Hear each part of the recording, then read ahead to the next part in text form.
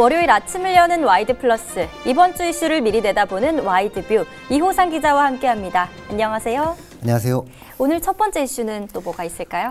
오늘 충북도에 큰 이슈가 기다리고 있습니다. 네. 뭐 이번 주 안에도 있고요. 먼저 충북도의회 새로운 수장이 사실상 오늘 결정이 되는 거거든요. 네. 이게 이제 지방의회가 4년 임기 아닙니까? 이제 그렇죠. 2년이 지나가고요. 오늘 7월 1일부터 이제 새로운 임기가 또 후반기 임기가 시작되는데요. 네.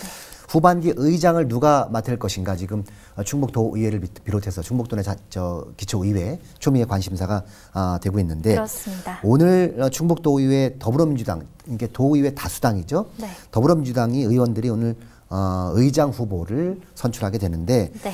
현재 충북도의회 32석이거든요. 그중에 이제 민주당이 27석, 통합당이 5석을 차지하고 있습니다. 그래서 네. 의장은 다수당의 몫이죠. 민주당이 오늘 오후 2시에 민주당 충북도당 선거관리위원회 주관으로 의장 후보를 선출하게 되는 큰 이슈가 기다리고 있고요. 네.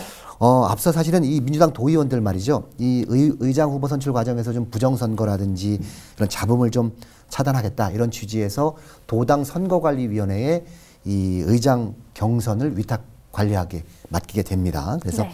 이 부분도 좀 사상 처음이거든요. 도당에서 직접 하는 건. 원래는 의원들끼리 모여서 경선을 치르고 자신들이 이제 후보를 선출했었는데 이번에는 좀 객관성을 띠기 위해서 도당 차원에서 참여를 한다라는 거 알면 좋을 것 같고요. 네.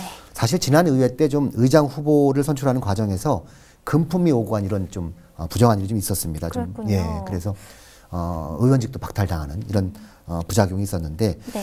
아무튼 이번에는 민주당 소속의 재선입니다. 박문희 의원과 또 다른 재선 연철은 의원이 이렇게 경선을 치르고 오늘 이제 후보 정견 발표를 듣고 네. 최종 의원들끼리 25명이 모여서 투표를 한다.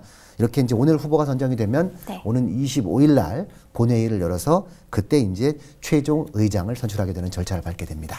네, 아울러 이번 주 청주시의회 다수당인 이 민주당 시의원들도 후반기 의장을 선출한다면서요? 맞습니다. 시의회, 청주시의회 역시 민주당이 다수당이거든요. 네. 민주당 의원들 오는 18일입니다. 목요일 날 후반기 의장 후보를 선출하게 되는데요. 네. 청주시 의회 후반기 의장 지금 경선 열기가 좀 치열합니다. 그렇습니다. 그런데 더불어민주당 이제 소속 이제 의원들끼리 경선을 통해서 후반기 의장을 선출하는데 네. 좀 사실은 추대를 해보려고 노력을 했었어요. 그런데 이제 워낙 여러 명이 출마하다 보니까 추대는 실패를 했고 경선을 치르게 됐는데. 네. 앞서 말씀드린 대로 청주시 의회가 지금 39석이거든요. 그중에 네. 25석이 민주당, 13석이 통합당, 1석이 정의당을 차지하고 있는데 이 도당 선거관리위원회가 역시 또 이번에도 충북도의회처럼 의장 후보 선출 관리를 위탁 관리합니다. 네. 도의회처럼요. 그래서 역시 이날 목요일 날 후보자 토론회 정견 발표를 거쳐서 하는데 도의회보다 또 한 번 진일보 된 것은요. 후보들끼리 좀 토론회를 개최한다고 합니다. 네. 이게 좀 그런 게 좀 이색적이고요. 현재까지 출마 의사를 밝힌 후보를 보면 청주시 의회 더불어민주당의 김기동 의원이 4선이거든요. 제일 네. 다선이고요. 김기동 의원 또 김성택, 최충준 의원 3선입니다. 네. 정우택 의원은 재선이 이렇게 4명 정도가 출마를 해서 지금 경선을 치른다 이렇게 보시면 될 것 같고요. 네. 역시 오늘 18일 경선 이제 후반기 의장 후보가 결정이 되면 청주시 의회도 오는 25일 날 역시 정례회를 통해서 의장과 부의장 이렇게 최종 선출하게 되는 절차를 밟게 됩니다. 네, 청주시의회 부의장도 있지 않습니까? 네. 부의장 자리는 통합당의 몫인지 과연 누가 부의장이 되는지 궁금합니다. 네, 이게 지금 청주시의회는 옛 청원군과 청주시와 통합을 해서 출범을 하지 않습니까? 그렇죠. 지금 2대째인데요. 그렇기 때문에 사실은 부의장이 또 누가 되느냐 이것도 관심을 모으고 있는데 현재로서는 부의장 후보는 이제 미래통합당의 몫이거든요. 네.